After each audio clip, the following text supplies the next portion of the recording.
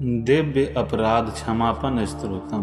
माँ, मैं न मंत्र जानता हूँ न यंत्र। अहो, मुझे स्तुति का भी ज्ञान नहीं है, न आवाहन का पता है, न ध्यान का। स्त्रोत और कथा की भी जानकारी नहीं है। न तो तुम्हारी मुद्राएं जानता हूँ और न मुझे व्याकुल होकर विलाप करना ही आता है। परंतु एक बात जानता हूँ, केवल तुम्हारा अनुसरण, तुम्हारे पीछे चलना, जो कि सब क्लेशों को, समस्त दुख विपत्तियों को हर लेने वाला है, सबका उद्धार करने वाली कल्याणमयी माता। मैं पूजा की विधि नहीं जानता, मेरे पास धन का भी अभाव है, मैं स्वभाव से भी आलसी हूँ तथा मुझसे ठीक ठीक पूजा का संपादन हो भी नहीं सकता। इन सब कारणों से तुम्हारे चरणों की सेवा में जो त्रुटि हो गई है उसे क्षमा करना, क्योंकि कुपुत्र होना संभव है किंतु कहीं भी कुमाता नहीं होती। माँ, इस पृथ्वी पर तुम्हारे सीधे साधे पुत्र तो बहुत से हैं, किंतु उन सब में मैं ही अत्यंत चपल तुम्हारा बालक हूँ। मेरे जैसा चंचल कोई बिरला ही होगा। शिवे, मेरा जो यह त्याग हुआ है यह तुम्हारे लिए कदापि उचित नहीं है, क्योंकि संसार में कुपुत्र का होना संभव है किंतु कहीं भी कुमाता नहीं होती। जगदम्ब माता, मैंने तुम्हारे चरणों की सेवा कभी नहीं की। देवी, तुम्हें अधिक धन भी समर्पित नहीं किया, तथापि मुझ जैसे अधम पर जो तुम अनुपम स्नेह करती हो, इसका कारण यही है कि संसार में कुपुत्र पैदा हो सकता है किंतु कहीं भी कुमाता नहीं होती। गणेश जी को जन्म देने वाली माता पार्वती अन्य देवताओं की आराधना करते समय मुझे नाना प्रकार की सेवाओं में व्यग्र रहना पड़ता था। इसलिए 85 वर्ष से अधिक अवस्था बीत जाने पर मैंने देवताओं को छोड़ दिया है।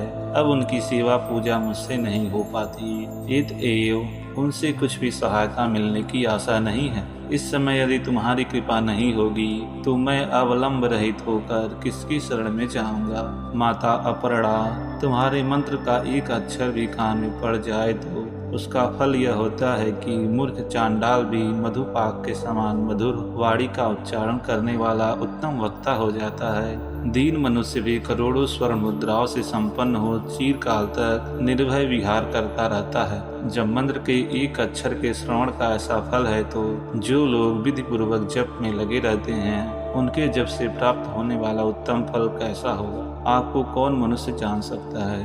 भवानी, जो अपने अंगों में चिता की राख बभूत लपेटे रहते हैं, जिनका विष ही भोजन है, जो दिगंबर धारी नग्न रहने वाले हैं, मस्तक पर जटा और कंठ में नागराज वासुकी को हार के रूप में धारण करते हैं तथा जिनके हाथ में कपाल भिक्षा पात्र शोभा पाता है, ऐसे भूतनाथ पशुपति भी जो एकमात्र जगदीश की पदवी धारण करते हैं, इसका क्या कारण है, यह महत्व उन्हें कैसे मिला?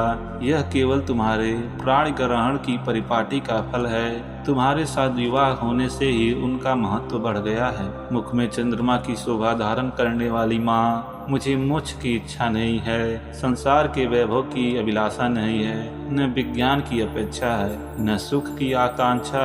अतः तुमसे मेरी यही याचना है कि मेरा जन्म मृडानी, रुद्राणी, शिव शिव, भवानी इन नामों का जप करते हुए बीते। माँ श्यामा, नाना प्रकार की पूजन सामग्रियों से कभी विधि पूर्वक तुम्हारी आराधना मुझसे न हो सकी।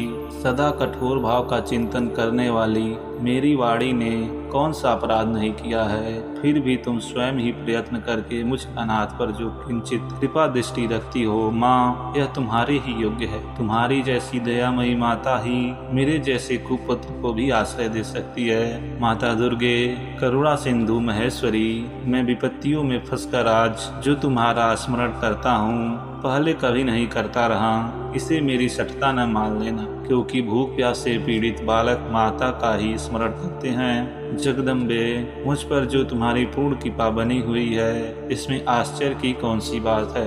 पुत्र अपराध पर अपराध क्यों न करता जाता हो, फिर भी माता उसकी उपेक्षा नहीं करती। महादेवी, मेरे समान कोई पातकी नहीं है और तुम्हारे समान दूसरी कोई पापहारिणी नहीं है। ऐसा जानकर जो उचित जान पड़े वह करो। जय माता दी।